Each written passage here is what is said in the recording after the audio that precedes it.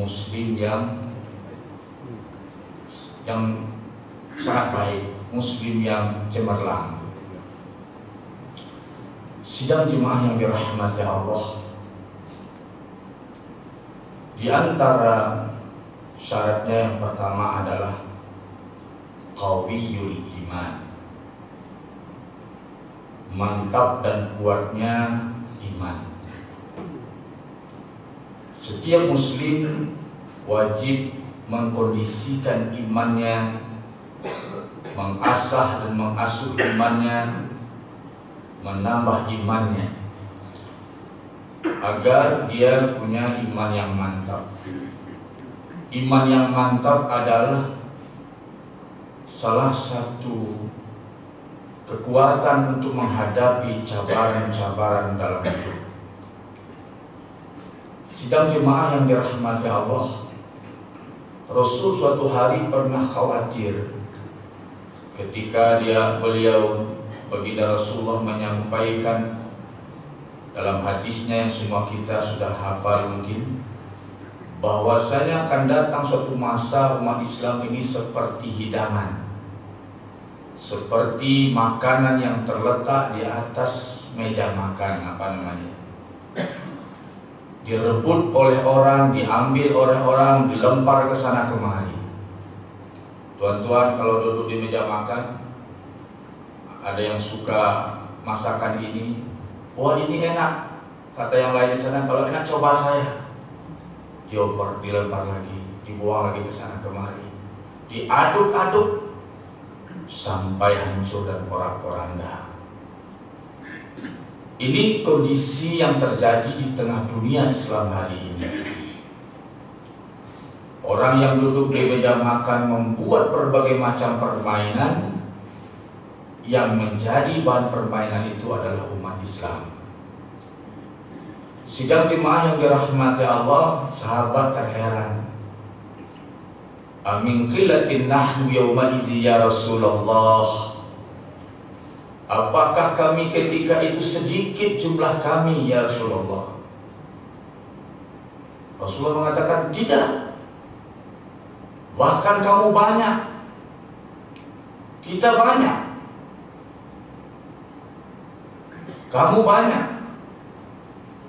Tetapi kalbusa, seperti buih yang ada dalam lautan, ringan, tak bernilai, tak berpendirian, terapung-apung, tidak punya pondasi yang jelas, terapung-apung. Datang angin barat, lari terbawa, dihempas oleh angin ke sana kemari.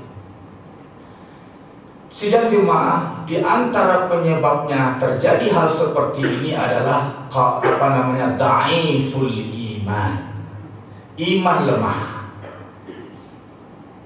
Iman lemah. Ma asbab dhaiful iman. Apa itu sebab iman lemah? Di antaranya adalah qillatul ilm, kurangnya ilmu. Kurangnya ilmu tentang tauhid, kurangnya ilmu tentang ma'rifatullah, kurangnya ilmu tentang kewajiban-kewajiban dalam Islam, hal-hal yang usul dalam Islam, kurang paham tentang amrud daruri fiddin, persoalan-persoalan yang penting ternyata mungkin belum dipahami oleh banyak umat, sehingga kita bawa Islam kepada orang yang mengaku Islam sendiri pun dia akan tolak. Ini Islam, ini Quran, mari kita pakai Quran untuk hidup kita segala macam, dia akan tolak. Dia akan marah kalau ditambah lagi, dibawa lagi, dia akan marah. Kenapa? La yafhamuna din.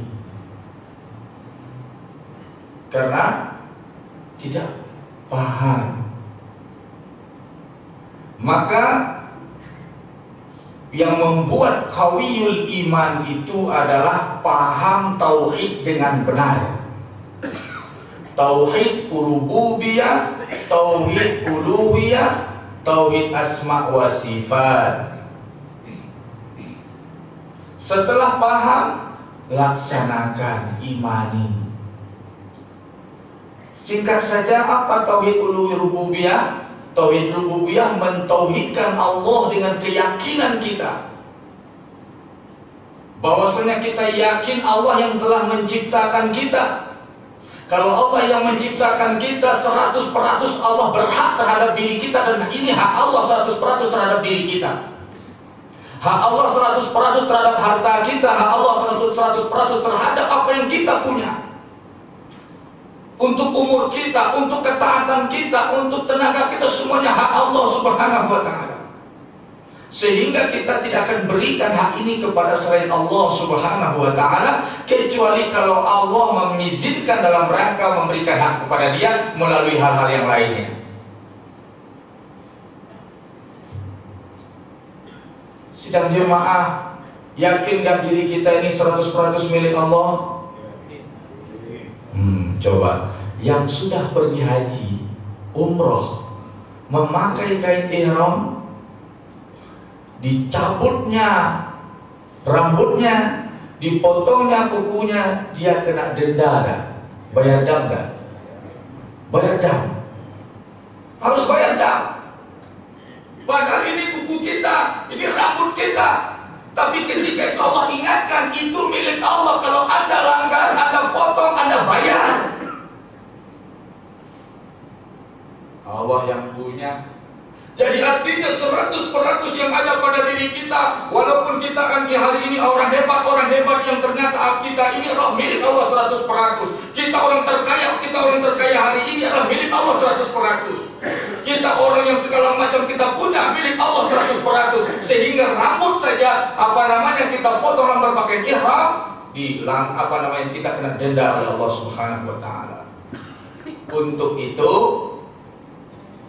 itu baru memahami satu persoalan Allahul Khaliq tentang tauhid rububiyah. Allah mudabbirul umur. Allah yang mengatur segala semuanya dengan tauhid rububiyah. Allah yang menentukan takdir kita. Kita akan terima, jangan pula tidak diterima. Karena setan iblis saja yang menolak syariat, tidak masih berkeyakinan nasib dia ada di tangan Allah. Ketika iblis diusir dari surga, apa doanya? Rabbi anzirni ila yaumi yub'atsun. Ya Allah, panjangkan umur saya, kata iblis, sampai hari kiamat. Iblis yakin nasib dia, umur dia ada di tangan Allah. Takdir dia ada di tangan Allah. Bukan pula tauhid berarti iblis bertauhid. Tidak, tauhidnya dibatalkan karena dia salah dalam tauhid uluhiyah. Apa tauhid uluhiyah? Menerapkan syariat Allah. Itu tauhid, itu nggak boleh ditawar-tawar. Itu persoalan tauhid. Secara rububiyah iblis masih bertauhid. Dia masih tahu ini apa takdir dia ada di tangan Allah, umurnya di tangan Allah. Tapi dia dikafirkan oleh Allah, wa kana minal kafirin. Dalam surah Al-Baqarah, aba wastakbara wa kana minal kafirin. Dia dikafirkan oleh Allah karena menolak satu syariat, sujud pada Adam. Satu syariat ditolak, batal iman. Dasar. Jadi cerita qawiyul iman, jika ada orang mengaku muslim tapi dia menolak syariat, ini sudah kena iman, qawiyul iman.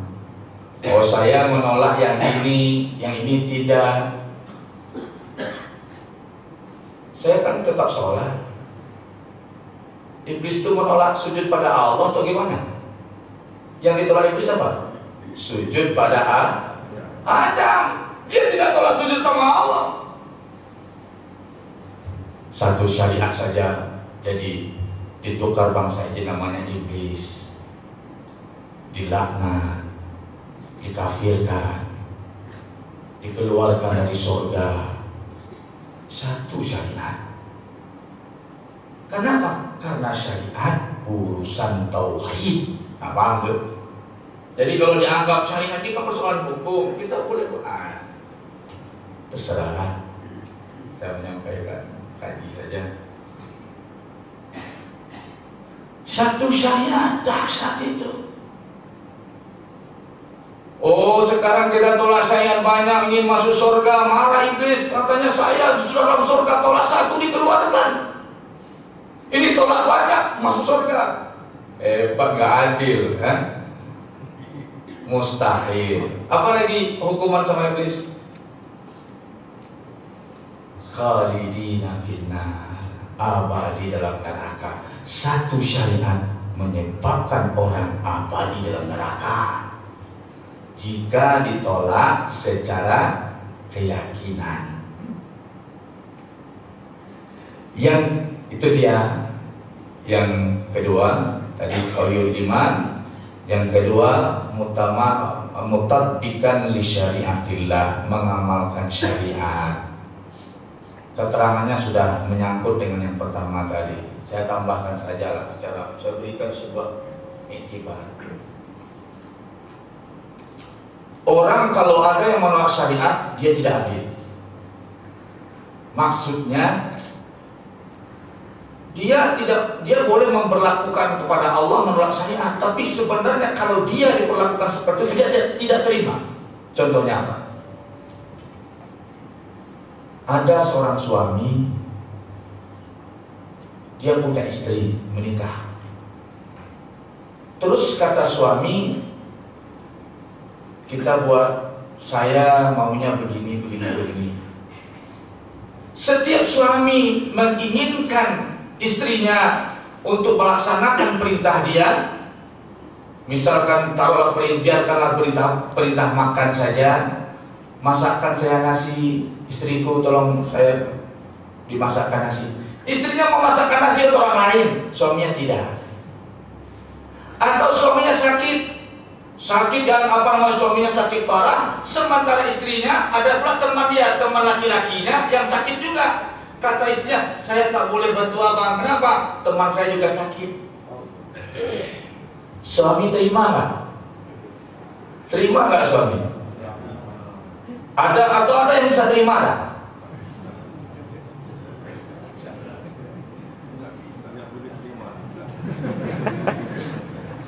Buat begini, bukan cerita perempuan sih tak ada seperti itu.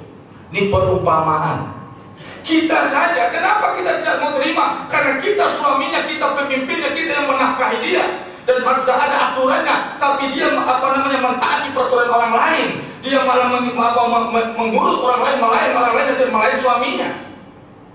Begitu juga bagaimana dengan Allah yang dia telah ciptakan langit dan bumi untuk kita dan menciptakan kita dari tidak ada menjadi ada. Dari miskin kita dikayakan, dari kecil kita dibesarkan, dari lemah dikuatkan, dari bodoh dicerdaskan. Setelah kita diberikan segala-galanya, kemudian ketika itu kita tidak mau melayani Allah Subhanahu wa Ta'ala, kita sibuk melayani orang lain. Kalau kita saja diperlakukan oleh istri kita tidak terima, bagaimana dengan Allah? Bagaimana dengan Allah? Yang 100% kita yakin ini dari Allah, tak ada modal yang lain selain dari Allah. Kita kaya hari ini, kita hebat hari ini, gak punya modal apa-apa. Ada gaya di antara kita yang lahir ke bumi bawa uang 1 ringgit saja.